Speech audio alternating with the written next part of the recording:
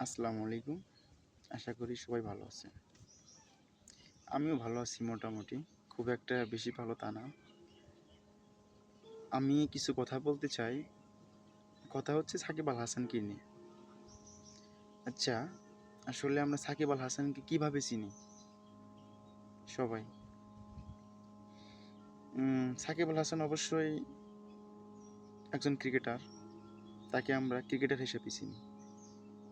আচ্ছা, এই যে একটা মামলা হয়েছে সাকিব আল হাসানের নিয়ে, মানে একটা ছেলে রুবেল নামের একটা ছেলে হত্যা হয়েছে বা মারা গেছে। যাই হোক, আন্দোলনে যা মারা গেছে ছেলেটা।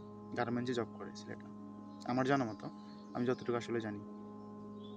তো সাকিব,